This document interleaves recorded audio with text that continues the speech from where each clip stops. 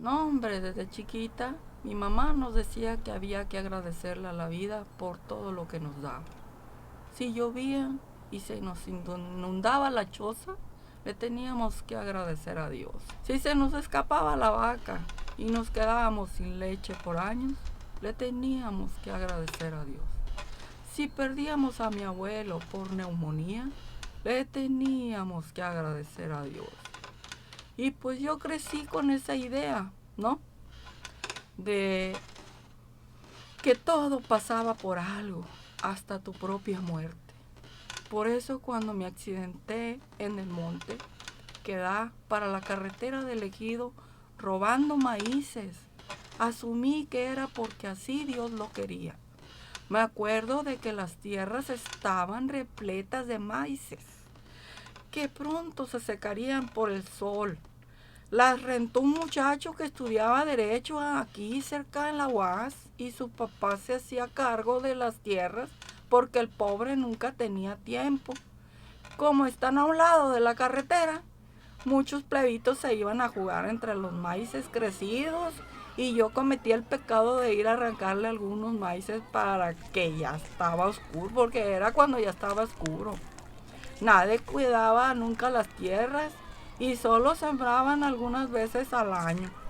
Cuando estaba arrancando el maíz, me paré sobre una piedra y como la tierra estaba peinada, la piedra se movió y que me estampó contra el pie. Yo nada más me sentí el pie abrirse y llenarse de tierra. Me dolió muchísimo, pero no grité. Me acuerdo de que todavía tenía el maíz en la mano y así cojeando y con el guarache lleno de sangre me fui para la casita que teníamos en las orillas del Ejido. Mi pie sonaba con la chancla y el contacto de la sangre y la piel. Ese sonido nunca se me va a olvidar. Mi nieto Ricardo estaba sentado en las salidas de la casa, en una silla mecedora que nunca supe de dónde había traído y pelando caña con una navaja.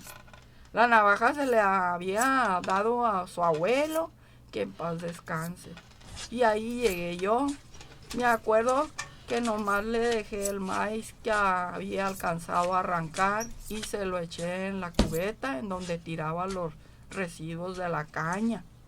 Cuando Ricardo miró el rastro de sangre, se enojó conmigo, porque yo nomás me limpié con alcohol y papel de baño y me puse a hacer la cena. Abuela, ¿cómo se le ocurre? Pásame la cazuela. ¿Cuál cazuela? Si la vamos a llevar al hospital. ¿De qué hablas? No seas tarugo. Si a esa hora pura madre pasa un camión del 20 y a pata llegamos para mañana. Abuela, se le va a infectar la pata. ¿Cuál?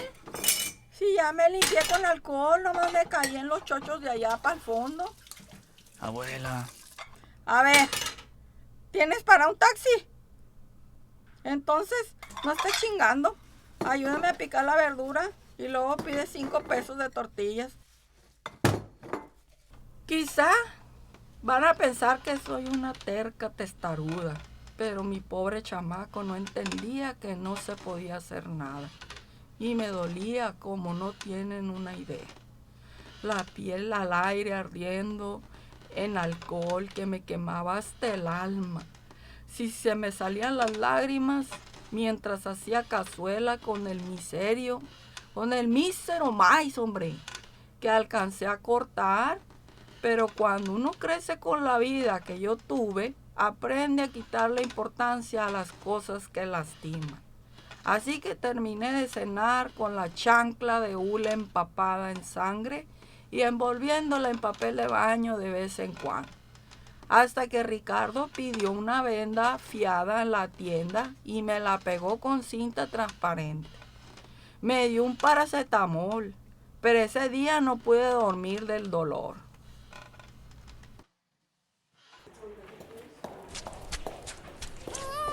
Chamaco, ya te dije que no anduvieras tan rápido. Usted la que anda bien lenta, abuela. Tú eres el que no trae el pie lastimado, ¿no, verdad? Entonces no te andes quejando. Pues usted fue la que no quiso ir al hospital ayer y ahora anda con la pata toda hinchada y morada. Es que no me entra en la cabeza que no se hubiera venido al hospital cuando se le miraba el pie bien zarra. Buenas tardes, mija. Vengo a consulta. Ahorita nada más andamos atendiendo urgencias, señora. ¿Cómo que no más urgencias? ¿Los demás no vamos a atender o no nos vamos a atendernos o qué? El programa gratuito no tiene muchos médicos disponibles y la lista está llena. Disculpe, señorita, mi abuela tiene el pie todo lastimado. Yo creo que sí es necesario que me metan en urgencias. ¿Cómo dijo, joven? Habla bien, chamaco. Que mi abuela le está sangrando la pata, oiga. ¿Cómo se llama? Me llamo Chayo Ruiz Cortines. Espera que la llame. Y como ya ustedes sabrán, en el seguro te atienden hasta que estés al borde de la muerte. En todo caso, ahora en el seguro gratuito le atienden en tu funeral casi, tristemente. Entonces Ricardo y yo nos sentamos en medio del barullo de gente accidentada. Unos se miraban más moribundos que otros. Todos tenían en los ojos el cansancio de seguir existiendo, a excepción de uno que otro padre, con sus hijos enfermos en brazos. Pero todos teníamos algo ahí en común. Estábamos hartos. Supongo que todas las personas en el mundo se cansan, pero nosotros, entre la podredumbre social y los residuos de la gente que al gobierno no le interesa mantener, estábamos hartos entre las otras de patas cojas, tosidos, con sangre y uñas manchadas de tierra. Llegó el momento que tanto mi nieto dormitando en mi hombro y mi pie punzante esperaban.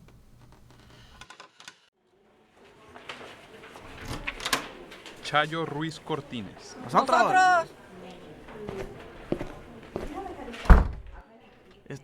Mi abuela tiene el pie muy lastimado, oiga. ¿Qué le pasó? Estaba cortando maíz y me resbalé con una piedra y se me abrió un poco la piel. Vamos a ver el pie. Señora, ¿hace cuánto que se lastimó el pie? Fue ayer en la noche, ¿Y por qué hasta ahorita, oiga? porque hasta ahorita pudimos. ¿Tiene antecedentes de diabetes? Sí. Desde que era chiquita, mi mamá nos decía que teníamos que agradecerle a la vida por todo lo que nos daba, desde los triunfos hasta las desgracias. A mí me dieron muchas ganas de gritarle a mi mamá cuando el doctor siguió hablando. Me dieron ganas de gritarle a la vida y decirle que no le agradecía un carajo. A mí me dieron muchas ganas de gritar muchas cosas ese día, de regresar con la recepcionista para aventarle su libro de contabilidad en la cara, de ahorcar al doctor con su estetoscopio, de escupirle a la bata blanca que se estaba burlando de mí y de mis dedos tomándose morados. Y aunque quise hacer todo eso más de lo que he querido algo en la vida, simplemente me paré. Tomé las 4 cajas con 2 míseras tabletas cada una y me llevé a Ricardo de vuelta a casa. Me subí al camión con las palabras del doctor pinchándome el pecho más de lo que la rápida infección a mi pie. Señora, usted probablemente tenga el pie diabético. La infección de su pie avanzó más rápido de lo normal y los dedos se le están tornando morados. Su pie desarrollará úlceras en muy pocos días. Probablemente pierda sensibilidad, calambres al caminar. La cirugía se le proporciona el Hospital General con 8,000 pesos.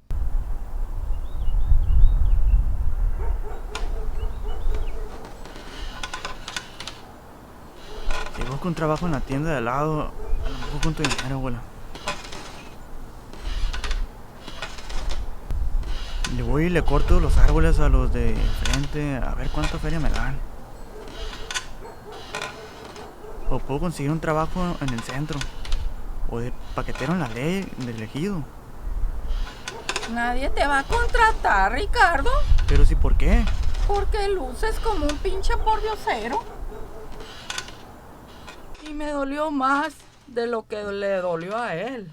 Pero mi pobre nieto, con las chanclas desbaratadas, la ropa sucia y la piel oscura que tenía, jamás había logrado que ningún lugar lo contratara. La dueña de la tienda de al lado apenas si le permitía ayudarle y con el inventario algunas veces. Y los vecinos le permitían cortar sus arbustos a cambio de dinero, pero siempre metiendo a sus hijos adentro y cerrando las puertas con llave.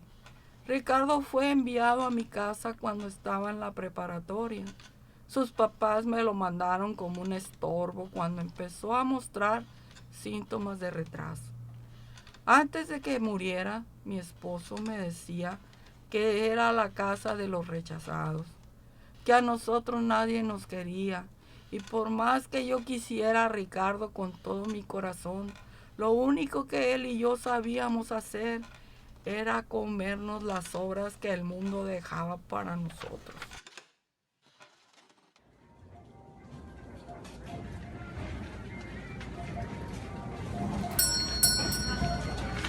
Buenas tardes, Mari. ¿Qué onda, plebe? ¿No te había visto? Es que andaba ocupado cuidando a mi abuela. Sí, me contaron los vecinos que tu abuela anda mal del pie. Simón, Mari. Le ando juntando para los medicamentos y todo eso. Le quería preguntar si no tenía una chambita que se pudiera dar. Ay, mi hijo. Por favor, Mari, la que usted quiera. Pues puedes ayudar a despachar un rato y llenar las repisas. Vente, vas a dar las tortillas.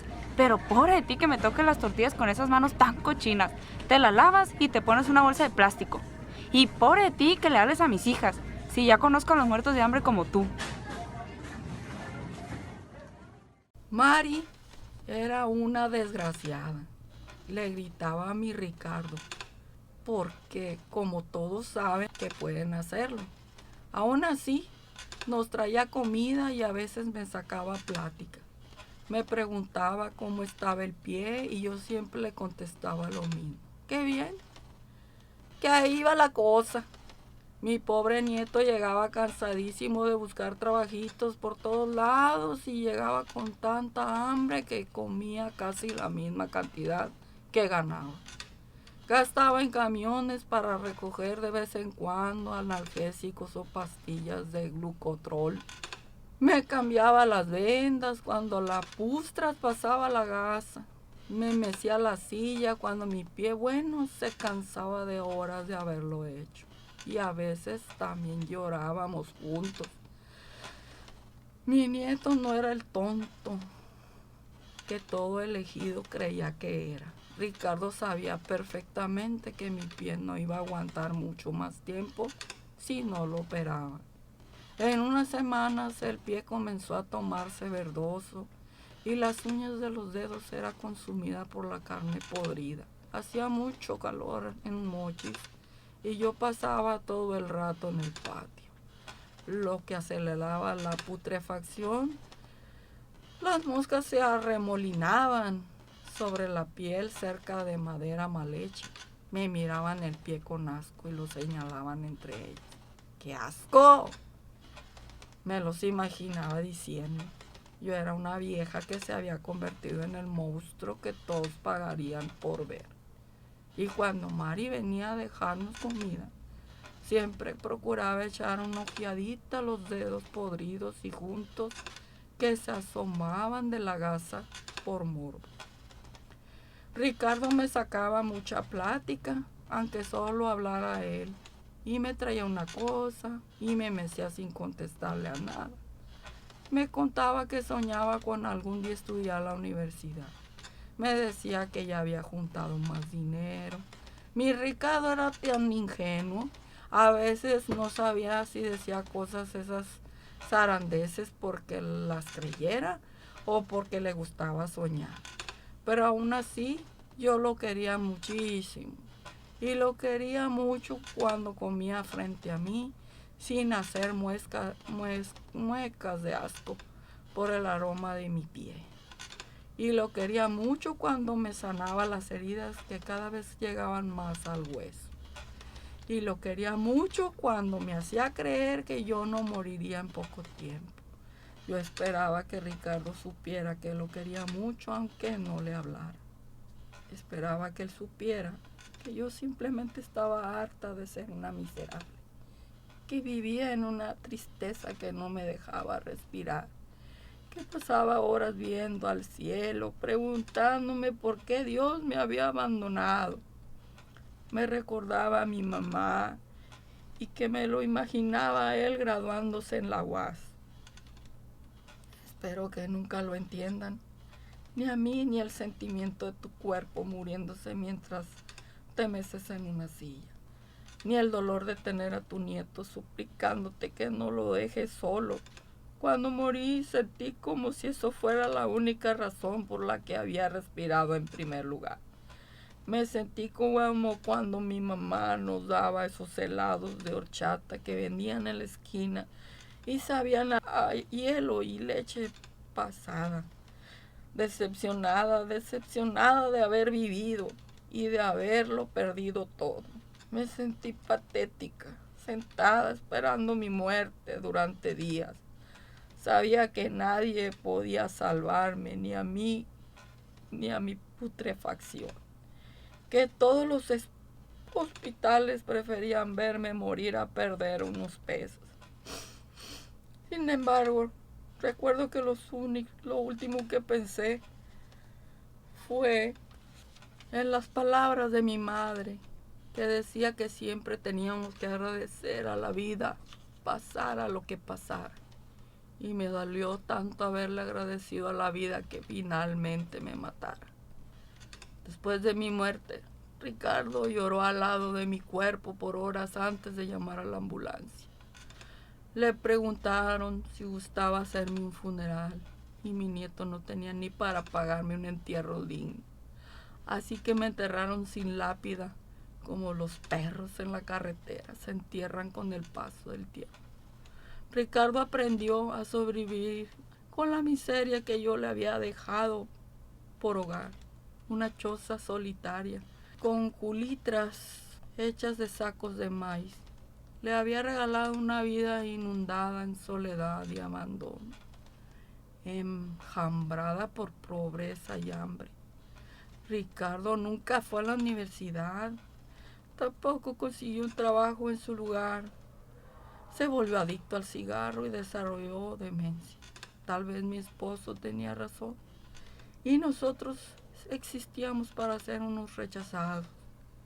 Pero espero que Ricardo sepa que lo quiero de donde soy, aunque la única persona que lo haga esté muerta. Espero que sepa que alguien lo quiere.